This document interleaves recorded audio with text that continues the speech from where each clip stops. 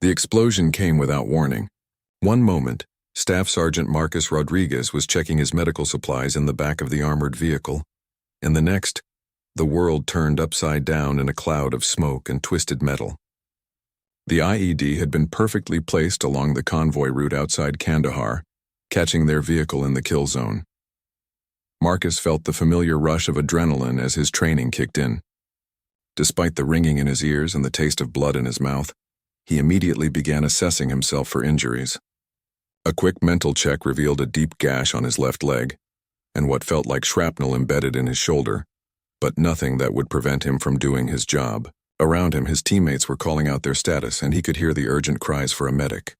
"Doc, we need you over here." The voice belonged to Corporal Jenkins, and Marcus could hear the panic beneath the professional calm. He grabbed his medical bag and crawled toward the sound, ignoring the sharp pain shooting through his leg with each movement. The vehicle had rolled twice before coming to rest on its side, and smoke was beginning to fill the cramped space. Through the haze, Marcus could see Jenkins kneeling beside their team leader, Lieutenant Williams, whose leg was bent at an unnatural angle. Blood was seeping through his uniform and his face had gone pale. Marcus immediately went to work, applying pressure to the wound while simultaneously calling for an emergency evacuation. "How bad is it, Doc?" Williams asked through gritted teeth, his voice strained but steady. Marcus had always admired the lieutenant's ability to remain calm under pressure, a quality that had saved their lives more than once during their deployment. "You're going to be fine, sir. Just a broken leg and some blood loss, but nothing we can't handle," Marcus replied, his hands working quickly to stabilize the fracture and control the bleeding. He'd performed this routine countless times during his 3 deployments, but it never got easier seeing his brothers hurt. The sound of helicopter rotors in the distance brought relief to the entire team. The medevac was arriving faster than expected, which meant they'd have Williams in a proper medical facility within the hour. Marcus continued working on his patient while giving status updates over the radio, coordinating with the incoming flight medic about the injuries they'd be receiving. As the helicopter touched down, Marcus helped load Williams onto the stretcher. The crew chief, a woman with kind eyes and steady hands, took the medical report from Marcus with professional efficiency. Something about her calm demeanor and the way she immediately took charge of the situation impressed him, though he didn't have time to dwell on it. "Good work, Sergeant," she said, her voice clear over the noise of the rotors. "Your quick response probably saved his leg." Marcus nodded, watching as they loaded his lieutenant into the aircraft. Within minutes, the helicopter was lifting off, carrying Williams toward the safety of the base hospital. The rest of the day passed in a blur of debriefings, equipment checks, and medical evaluations. Marcus received treatment for his own injuries at the Forward Operating Base Clinic, where a Navy doctor stitched up his leg and removed the shrapnel from his shoulder. The wounds were painful but not serious enough to warrant evacuation, much to Marcus's relief. He had no intention of leaving his team short-handed. That evening, as he sat in the team's temporary quarters cleaning his weapon, Marcus found his thoughts drifting back to the flight medic. There had been something about her presence that stuck with him, though he couldn't quite put his finger on what it was. Maybe it was the way she'd handled the emergency with such grace under pressure, or perhaps it was simply the reminder that there were people dedicating their lives to saving others in this harsh environment. His teammate, Corporal Jackson, noticed his distraction. "You okay, Doc? You've been quiet since we got back."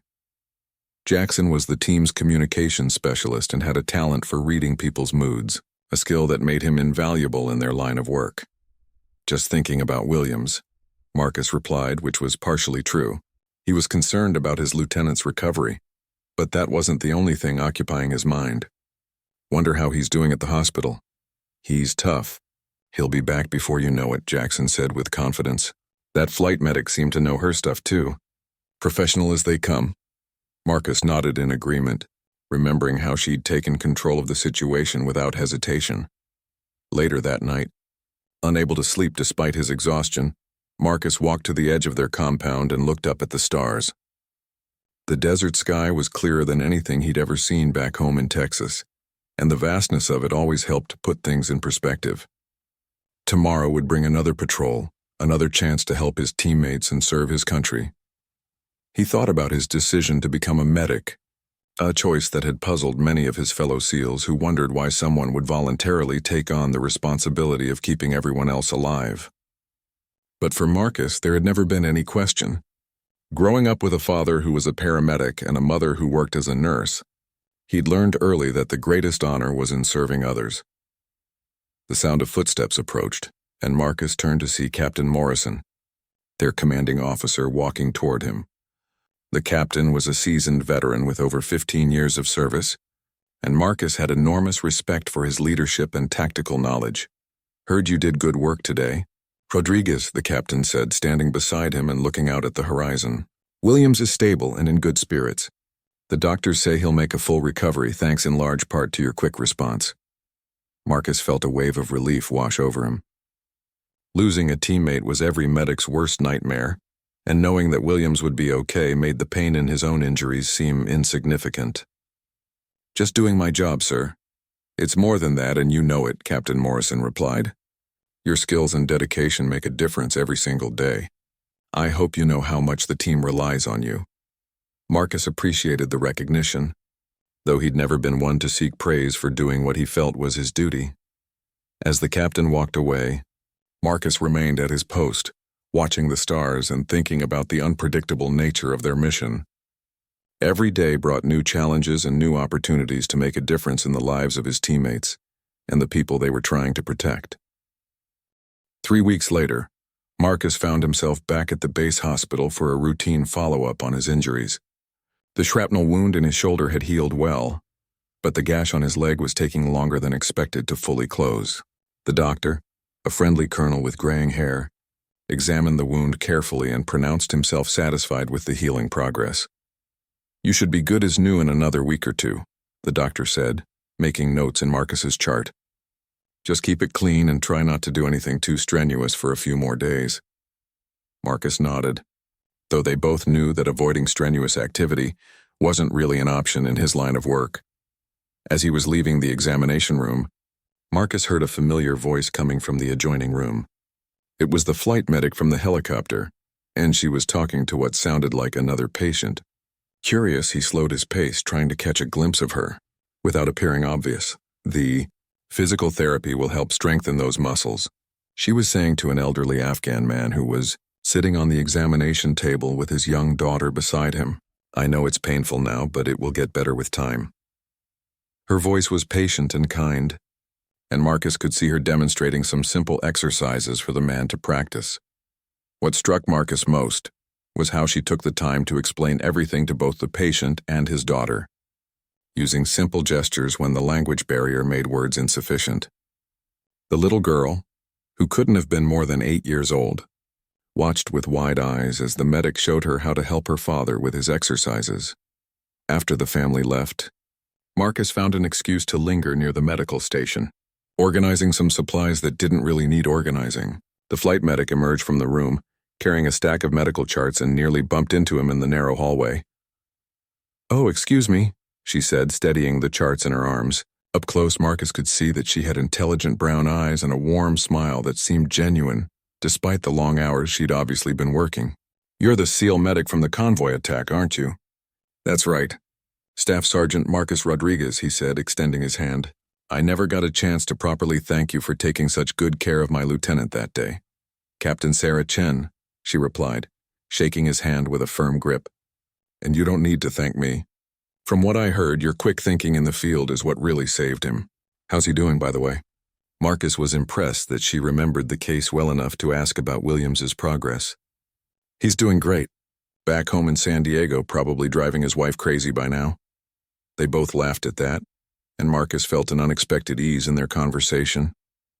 "I'm glad to hear it," Sarah said. "Head injuries can be tricky, "But compound fractures are usually pretty straightforward if they're treated quickly." Marcus noticed how she spoke about medicine with the same passion and precision that he felt about his own work. Their conversation was interrupted by a call over the hospital's PA system requesting Captain Chen's immediate assistance in the emergency bay. She apologized quickly and hurried off, leaving Marcus standing in the hallway with a strange feeling he couldn't quite identify. Over the next few days, Marcus found himself thinking about their brief encounter more often than he cared to admit.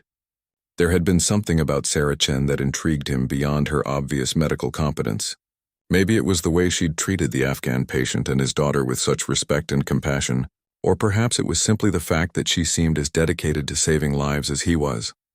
During their next mission briefing, Captain Morrison announced that they would be participating in a joint medical outreach program with the base hospital. The goal was to provide basic medical care to remote villages while also gathering intelligence about insurgent activity in the area. We'll be working with the hospital's mobile medical unit, the captain explained, pointing to locations on the map. They've requested a security detail for a 3-day mission to some of the more isolated communities. It's a good opportunity to build relationships with the locals while also doing some good. Marcus volunteered immediately, citing his medical training as an asset to the mission. The truth was, he hoped he might have another chance to work with Captain Chen, though he didn't mention that to his teammates. Jackson, ever perceptive, raised an eyebrow but said nothing. The morning of the mission, Marcus arrived at the vehicle staging area to find Sarah overseeing the loading of medical supplies into the transport trucks. She was dressed in combat fatigues instead of her hospital scrubs, and Marcus was struck by how naturally she seemed to fit into the field environment. "Sergeant Rodriguez," she said, looking up from her clipboard. "I heard you'd volunteered for this mission." "That's great. We can always use someone with your level of medical training." Her tone was professional, but Marcus thought he detected a hint of something else, perhaps pleasure at seeing him again. "Happy to help, ma'am," Marcus replied. "Where do you need me?" Sarah directed him to help with loading the more sensitive equipment, and they worked together efficiently, their movements coordinated despite having never worked as a team before. As they drove toward the first village, Sarah briefed him on what to expect. "Most of these communities haven't seen a doctor in months, sometimes years," she explained. "We'll be dealing with everything from routine checkups to serious chronic conditions that have gone untreated. The children especially need attention." Marcus listened carefully, asking questions about protocols and procedures. He was impressed by Sarah's thorough knowledge of the region's common medical issues, and her sensitivity to the cultural considerations they'd need to navigate. It was clear that this wasn't her first humanitarian mission. When they reached the first village, a small settlement of maybe 50 people nestled in a valley between two hills, Marcus watched Sarah transform from military officer to compassionate healer. She greeted the village elder with appropriate respect, speaking a few words in the local dialect that brought smiles to the faces of the gathered villagers. "You speak Pashto?" Marcus asked, surprised. "Just a little," Sarah said modestly. "Enough to put people at ease and explain basic medical procedures. It makes a huge difference in gaining their trust." Marcus made a mental note to improve his own language skills, recognizing the wisdom in her approach. The day passed quickly as they treated a steady stream of patients. Marcus found himself working closely with Sarah, and he was continually impressed by her skill and bedside manner. She had a gift for making even the most frightened children feel safe, often using small toys or simple magic tricks to distract them during examinations. By evening, they had seen nearly everyone in the village who needed medical attention. As they packed up their equipment, the village elder approached with a young woman who was clearly pregnant and in distress.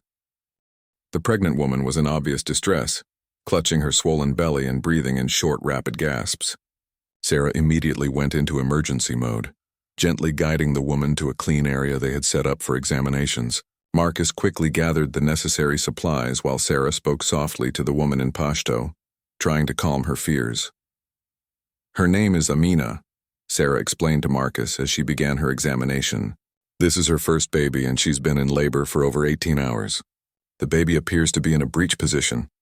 Marcus could see the concern in Sarah's eyes. Though her voice remained calm and professional, the situation was complicated by the remote location and limited equipment. The nearest hospital was over 3 hours away by vehicle, and the rough mountain roads would make that journey extremely dangerous for both mother and baby. Sarah made the difficult decision to attempt to deliver the baby in the village, with Marcus assisting. "I need you to help me turn the baby," Sarah said quietly, positioning herself carefully. "Have you delivered babies before?" Marcus nodded, remembering the emergency childbirth training all combat medics received, though he'd never actually performed the procedure in the field.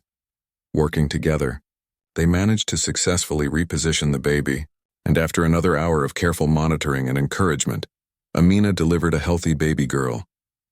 The relief on the mother's face was matched by the joy of the gathered villagers, who had been praying and waiting anxiously outside the makeshift delivery room. As Sarah cleaned and examined the newborn, Marcus watched in amazement at her skill and composure. She handled the situation with the same calm professionalism she'd shown during the helicopter evacuation, but there was something more personal in the way she cradled the baby and spoke to the new mother. "She's beautiful," Sarah said softly, placing the baby in Amina's arms. The woman looked up at Sarah with tears of gratitude, speaking rapid words of thanks in her native language. Even without understanding the words, Marcus could feel the depth of emotion in the moment. Later, as they sat outside the village chief's home, sharing a simple meal of rice and vegetables, Marcus found himself studying Sarah in the flickering light of the cooking fires. "That was incredible work in there," he said. "I've never seen anyone handle a situation like that with such skill." Sarah smiled, but Marcus noticed a shadow cross her face. "I almost lost them both," she admitted quietly, "if we hadn't been able to turn the baby." She didn't finish the sentence, but Marcus understood. The weight of holding other people's lives in your hands was something every medic carried. "But you didn't lose them," Marcus said firmly. "That little girl is alive because of your skill and quick thinking. That's what matters." Sarah looked at him with appreciation, and Marcus felt a connection forming between them that went beyond professional respect. Over the next 2 days, they visited 3 more villages, treating everything from infected wounds to severe malnutrition in children. Marcus began to see a different side of the conflict through Sarah's eyes, focusing not just on the tactical objectives but on the human cost of the ongoing violence. In the second village, they encountered a young boy who had lost his leg to a landmine 2 months earlier. The wound had healed poorly and infection was setting in. Sarah worked for hours cleaning and treating the injury, while Marcus helped distract the boy with stories about life in America. "What do you want to be when you grow up?" Marcus asked the boy through their interpreter. The child's eyes lit up as he answered that he wanted to be a doctor so he could help people the way the American doctors were helping him. That evening, as they made camp between villages, Sarah and Marcus found themselves talking long into the night. She told him about growing up in San Francisco, the daughter of Chinese immigrants who had sacrificed everything to give their children opportunities in America. "My parents wanted me to be a lawyer or a businessman," Sarah said, gazing up at the star-filled sky. "They couldn't understand why I wanted to join the military and become a flight medic. They thought I was throwing away my education." Marcus could hear the pain in her voice, the struggle between honoring her parents' sacrifices and following her own calling. "Do they understand now?" Marcus asked. Sarah was quiet for a long moment before answering. "My father died 2 years ago without ever really understanding my choice," she said softly. "My mother is starting to come around, especially after I was able to help treat my cousin's daughter when she was born with heart problems. Sometimes you have to show people rather than just tell them." Marcus shared his own story, telling her about growing up in a working-class family in San Antonio, where military service was seen as both an honor and a necessity. His father had served in Vietnam, and his older brother had done 2 tours in Iraq before coming home and becoming a police officer. "Medicine wasn't something I ever thought about until I enlisted," Marcus admitted. "But once I started the training, I knew I'd found my purpose. There's something about being able to make that kind of difference in someone's life, especially when they're at their most vulnerable." They talked about the challenges of military medicine, the split-second decisions that could mean the difference between life and death, and the weight of responsibility that came with their roles. Marcus found himself opening up to Sarah in ways he rarely did with anyone, sharing doubts and fears that he typically kept buried. On their final day in the field, they encountered their most challenging case yet. A 12-year-old girl had been brought to them by her grandfather, who had walked for 6 hours carrying her on his back. She had been sick for weeks with what appeared to be appendicitis, and her condition was rapidly deteriorating. "She needs surgery immediately," Sarah said after examining the girl. "But we're 4 hours from the base, and I don't think she'll survive the journey." The grandfather looked back and forth between them, understanding from their expressions that his granddaughter was in serious danger. Marcus watched as Sarah wrestled with an impossible decision. Attempting surgery in the field with limited equipment could kill the girl, but not attempting it almost certainly would. Finally, Sarah made her choice. "Help me set up an operating area," she said to Marcus. "We're going to try to save her life." Marcus had performed emergency surgeries in combat situations, but nothing like this. They would be operating on a child with minimal anesthesia and basic field equipment. For the next 3 hours, Marcus assisted Sarah in what was essentially a miracle of battlefield medicine. Working by the light of flashlights and a small generator they'd brought for emergencies, Sarah carefully removed the girl's infected appendix while Marcus monitored her vital signs and administered what pain medication they could spare. When it was over and the girl was breathing steadily, Marcus looked at Sarah with newfound respect and something else he was beginning to recognize as deeper feelings. She had risked her career and reputation to save a child's life, making a decision that few medics would have been brave enough to attempt. The young girl survived the surgery and was successfully transported to the base hospital the following morning. Her recovery became something of a legend among the medical staff, and Sarah found herself fielding questions from other doctors about the field procedure she had performed. Marcus watched with pride as she explained her decision-making process, never once taking credit away from him for his crucial assistance. Back at the base, their professional relationship continued to develop into something more personal. They began meeting for coffee in the hospital cafeteria during their breaks, discussing cases, sharing stories about home, and gradually opening up about their hopes and fears. Marcus found himself looking forward to these conversations more than he cared to admit. "I've been thinking about what I want to do after my deployment ends," Sarah said during one of their coffee meetings. "I love the work here, but I'm not sure I want to make a career out of military medicine." Marcus felt his heart sink slightly at the thought of her leaving the service, though he tried not to show his disappointment. "What are you considering?" he asked, stirring his coffee absently. Sarah leaned back in her chair, a thoughtful expression on her face. "Maybe medical school to become a full doctor, or possibly working with an organization like Doctors Without Borders, something where I can use my skills to help people who really need it."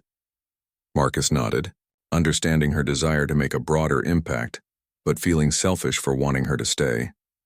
Their conversation was interrupted by an urgent announcement over the base's communication system.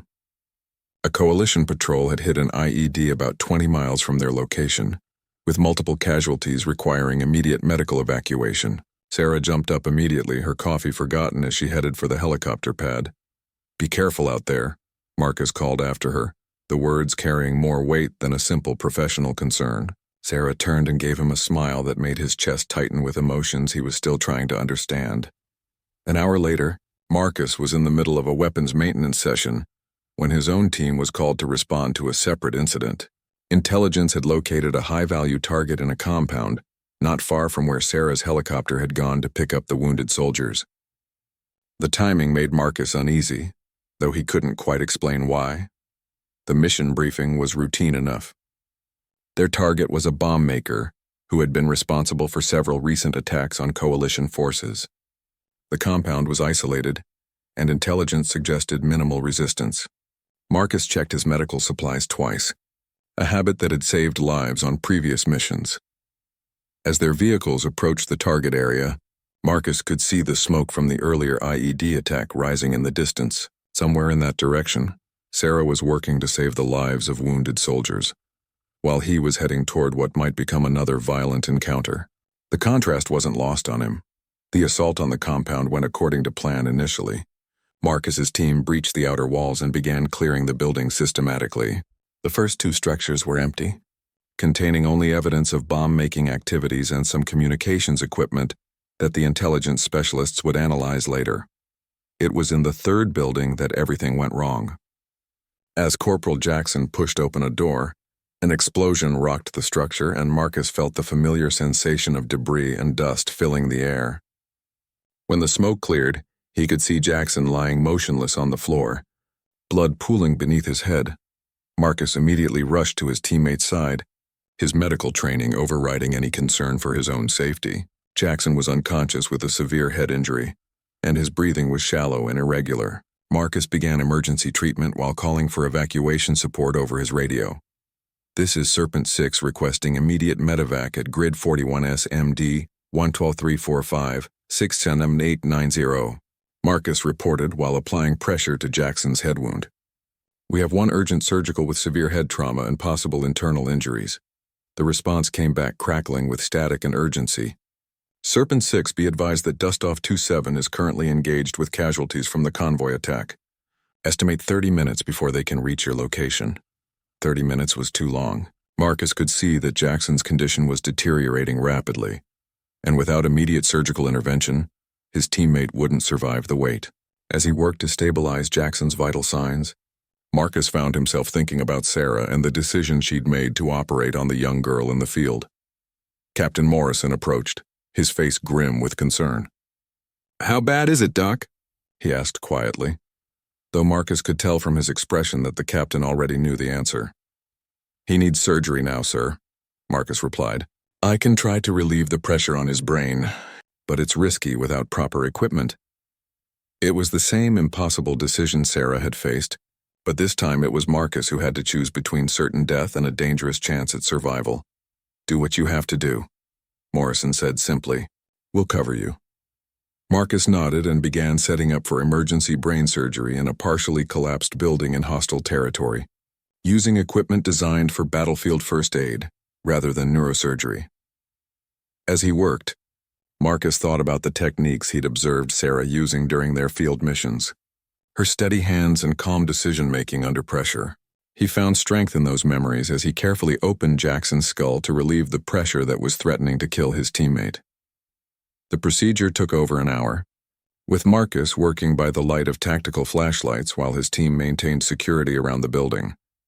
Every few minutes he would update Morrison on Jackson's condition, reporting small improvements in vital signs that suggested the surgery was working.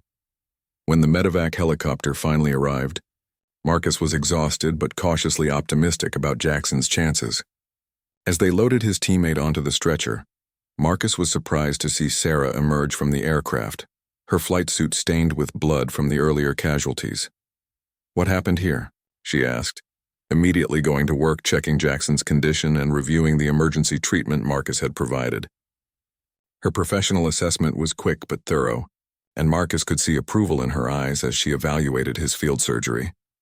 "Makeshift craniotomy to relieve intracranial pressure," Marcus explained as they loaded Jackson into the helicopter.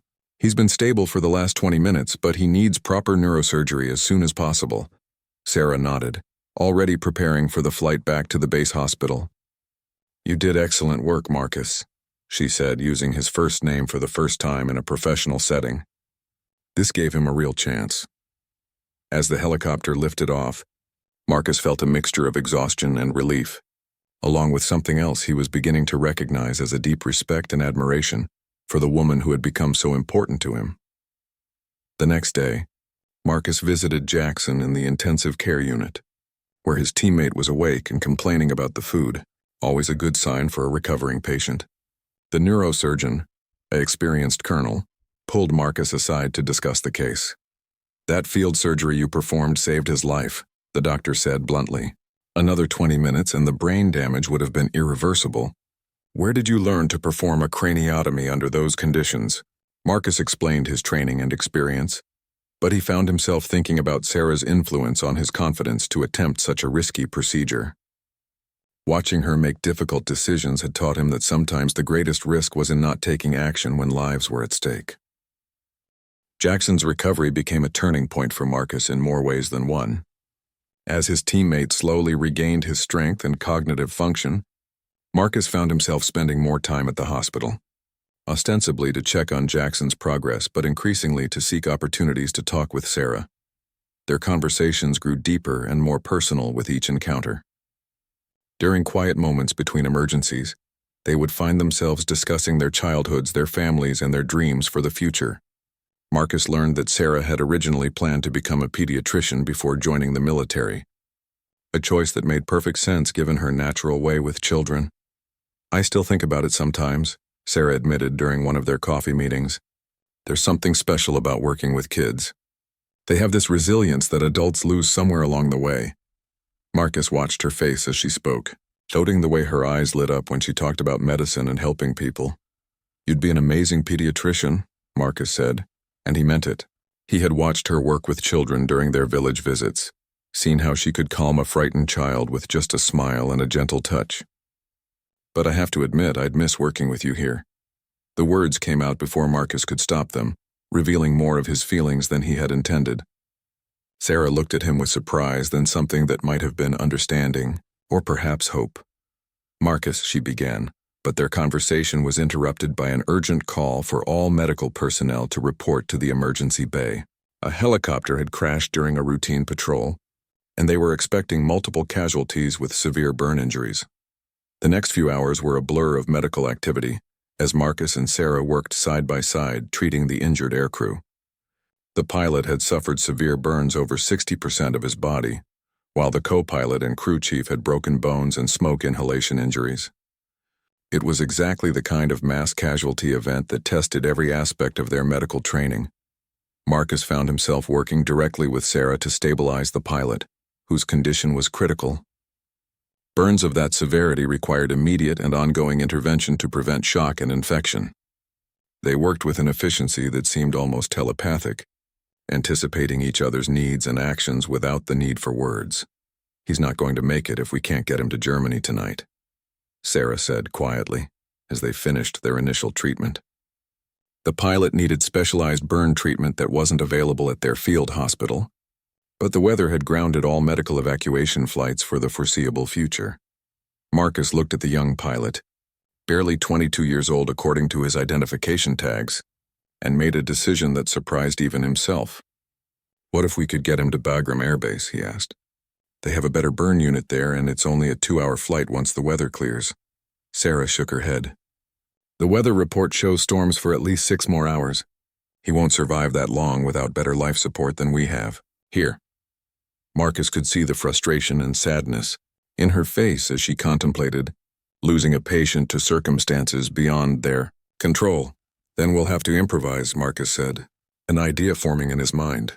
"What if we could set up a temporary intensive care unit in one of the transport helicopters? Create our own mobile burn unit?"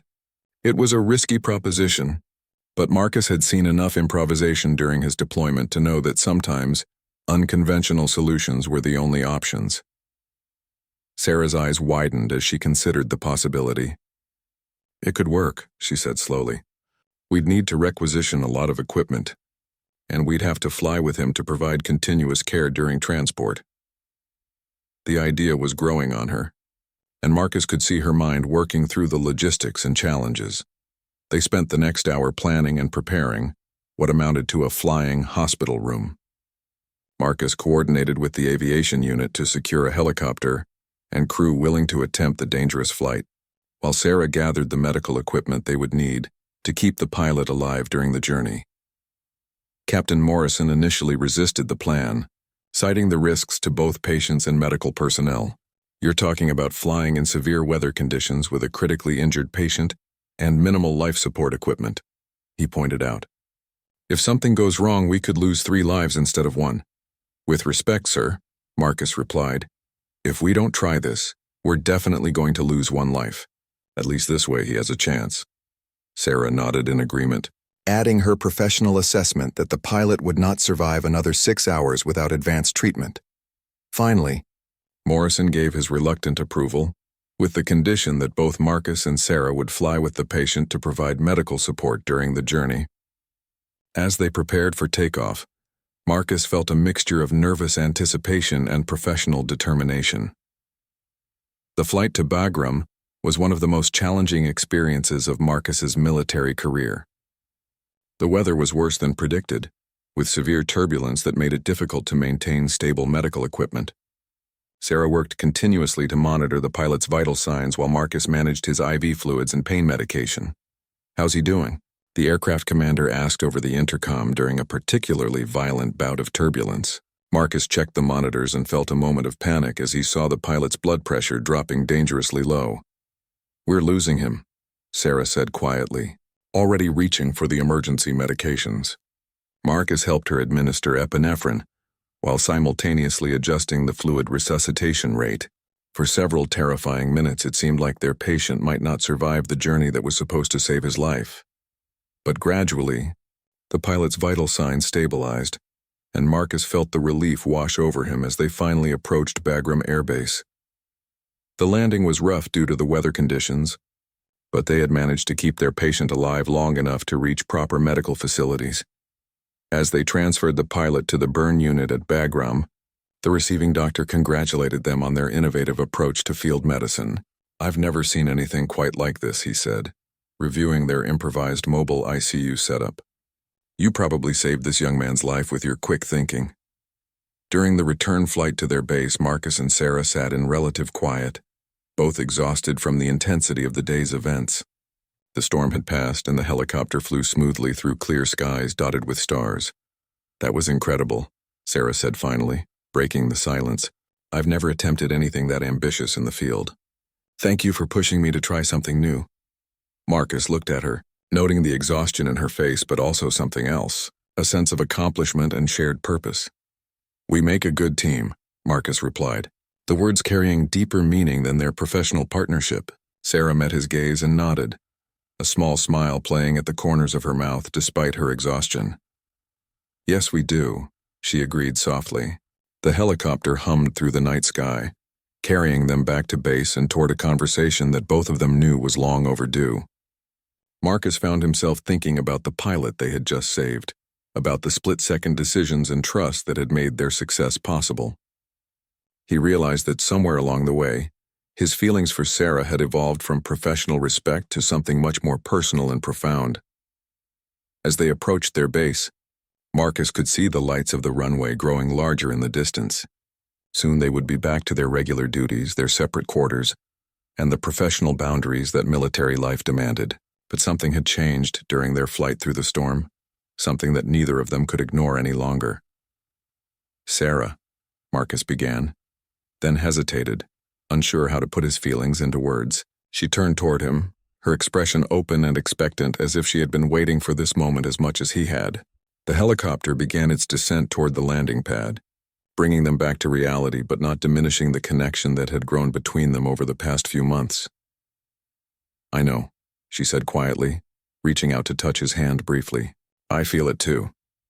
The simple acknowledgement sent a wave of relief and anticipation through Marcus, even as he wondered what it would mean for both of their careers and their futures in the military. The helicopter touched down with a gentle bump, and Marcus realized that while they had successfully completed their medical mission, they were also beginning a new and uncertain chapter in their personal lives. As they gathered their equipment and prepared to debrief their commanders, Marcus felt a mixture of hope and apprehension about what the future might hold. The weeks following their emergency flight to Bagram brought an unexpected complication that neither Marcus nor Sarah had anticipated. Word of their innovative medical evacuation had reached higher command levels, and they were both recommended for commendation medals for their life-saving actions. While the recognition was gratifying, it also brought unwanted attention to their growing personal relationship.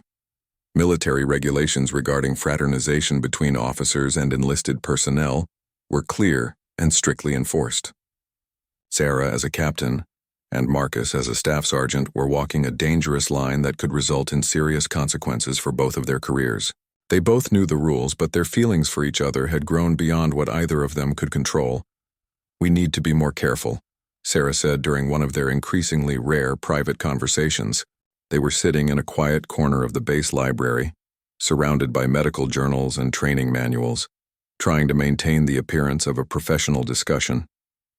"Colonel Harrison has been asking questions about our working relationship." Marcus felt his stomach tighten with anxiety. Colonel Harrison was the base commander, a by-the-book officer who had little patience for violations of military protocol. If he was investigating their relationship, it could mean the end of both of their careers. "What kind of questions?" Marcus asked, trying to keep his voice casual despite the concern he felt. Sarah glanced around nervously before responding, making sure they weren't being overheard by other personnel in the library. "Nothing specific yet, but he's been asking other officers about how much time we've been spending together, whether our collaboration on medical cases is within normal parameters." Sarah's voice was tense with worry, and Marcus could see the stress in her eyes. "I think someone may have reported seeing us together outside of official duties." The thought that someone had been watching them, possibly reporting on their private moments, made Marcus angry. But he knew that anger wouldn't solve their problem. They needed to find a way to navigate the military system while protecting both of their careers and their growing relationship. Maybe we should request transfers to different units, Marcus suggested reluctantly. If we're not working together, it might take some of the pressure off. The words tasted bitter in his mouth, but he knew that protecting Sarah's career had to be his priority, even if it meant sacrificing their time together. Sarah shook her head immediately. I'm not running away from this, Marcus. What we have is worth fighting for, but we need to be smart about it. She leaned closer, lowering her voice even further. I've been looking into the regulations. There are procedures for officers who want to pursue relationships with enlisted personnel. It's complicated, but it's not impossible. Marcus felt a surge of hope mixed with apprehension. He had heard rumors about such procedures, but they were notoriously difficult, and often resulted in one or both parties being transferred to different bases, or even forced to leave the military entirely. What would it involve? He asked, though he suspected he already knew the answer. Sarah pulled out a folder she had been carrying, filled with official documents and regulation summaries she had printed from military websites. Full disclosure to our chain of command, counseling sessions with military chaplains and personnel specialists, and probably separation of our professional duties pending review, she explained. It could take months, and there's no guarantee they'll approve the relationship. In the meantime, we'd have to maintain strict professional boundaries. The prospect of months of uncertainty and scrutiny was daunting, but Marcus found himself willing to consider it if it meant a chance for a future with Sarah. And if they don't approve it? He asked, though he dreaded the answer. Then one of us would have to transfer to a different base, or one of us would have to consider leaving the service, Sarah said quietly. I won't lie to you, Marcus. The odds aren't in our favor. The military doesn't like to set precedents for officer-enlisted relationships. Their conversation was interrupted by the arrival of Corporal Jackson, who had made a remarkable recovery from his head injury and was back to limited duty. He approached their table with a knowing smile that made Marcus wonder how obvious their feelings for each other had become. Doc, Captain Chen, Jackson said formally, but Marcus could see the mischief in his eyes. Sorry to interrupt, but Captain Morrison is looking for you. Doc, something about a briefing for tomorrow's patrol. Marcus nodded and gathered his things, but Jackson lingered as if he had something else to say. For what it's worth, Jackson said quietly, glancing around to make sure they weren't overheard. The whole team thinks you two make a great partnership, professional and otherwise. He walked away before either Marcus or Sarah could respond, leaving them both wondering how many people had noticed their growing relationship. That evening, Marcus lay in his bunk thinking about their options and the risks they were both taking. His deployment was scheduled to end in 2 months, while Sarah still had 4 months remaining on her tour. The timing couldn't have been worse for trying to navigate military bureaucracy and relationship approval processes. He thought about his teammates, especially Jackson, who had survived because of the medical skills that both he and Sarah brought to their work. The idea of leaving the military and abandoning his brothers in arms felt like a betrayal of everything he had worked for during his career. But when he thought about Sarah, about the way she had risked her own career to save lives and the courage she had shown in their work together, Marcus realized that some things were worth fighting for regardless of the cost. He had found something with her that he had never experienced before, a partnership that went beyond professional respect to genuine love and mutual admiration. The next morning, Marcus made his decision. He requested a meeting with Captain Morrison, his immediate supervisor, to discuss his options regarding his relationship with Captain Chen. Morrison listened without judgment as Marcus explained the situation and his desire to pursue the proper channels for requesting approval of their relationship. I appreciate your honesty. Rodriguez, Morrison said after Marcus had finished explaining. This kind of situation is never easy, and I respect the fact that you're trying to handle it properly rather than just hoping no one notices. The captain paused, considering his words carefully before continuing. I'll be frank with you. The approval process is going to be difficult, and there are no guarantees. But I've worked with both you and Captain Chen, and I've seen the professionalism and dedication you both bring to your duties. If anyone can navigate this situation successfully, it's the two of you. Morrison agreed to help Marcus initiate the formal process, starting with a meeting with the base chaplain and personnel officer to discuss their options and requirements. As Marcus left the captain's office, he felt a mixture of anxiety and relief. They were about to embark on a journey that could end their military careers, but they were doing it together and with honesty, rather than trying to hide their feelings and risk discovery later. That afternoon, Marcus found Sarah in the hospital break room and told her about his meeting with Morrison. Her eyes filled with tears of relief and gratitude as she realized that he was willing to risk everything for their relationship. "Are you sure about this?" she asked, taking his hands in hers despite the risk of being seen. "There's still time to back out, to transfer to different bases and try to forget about each other." But even as she spoke the words, Marcus could see in her eyes that she didn't want him to choose that option any more than he did. "I've never been more sure of anything in my life," Marcus replied, meaning every word. "Whatever happens, we're going to face it together." The formal review process began 3 weeks later, with a series of interviews and counseling sessions that tested both Marcus and Sarah's resolve. They met separately with military chaplains, personnel specialists, and senior officers who questioned their motivations, their understanding of military regulations, and their commitment to maintaining professional standards. The most difficult part was the temporary separation of their professional duties. Sarah was reassigned to work exclusively with the helicopter medical teams, while Marcus was restricted to ground-based medical support with his SEAL team. They were forbidden from working together on cases or spending time alone together while the review was pending. The separation was harder than either of them had anticipated. Marcus found himself missing not just Sarah's company, but also her medical expertise and the way they had complemented each other professionally. During a particularly challenging mission where his team encountered multiple casualties from a roadside bomb, Marcus wished desperately for Sarah's skills and calm presence. "You seem distracted." "Doc," Jackson observed after Marcus had successfully treated 3 wounded soldiers but with less efficiency than usual. "Everything okay?" Marcus appreciated his teammates' concern, but he couldn't discuss the ongoing review process with anyone outside of the official channels. "Just tired," Marcus replied, though he knew Jackson wasn't buying the explanation. His friend had always been perceptive about reading people's emotions, and Marcus suspected that Jackson understood more about the situation than he was letting on. Meanwhile, Sarah was struggling with her own challenges. Working exclusively with helicopter crews meant longer hours and more dangerous missions, as she was constantly flying into hostile areas to evacuate wounded personnel. Without Marcus's steady presence and medical backup, she found herself feeling more isolated and stressed than she had since arriving in Afghanistan.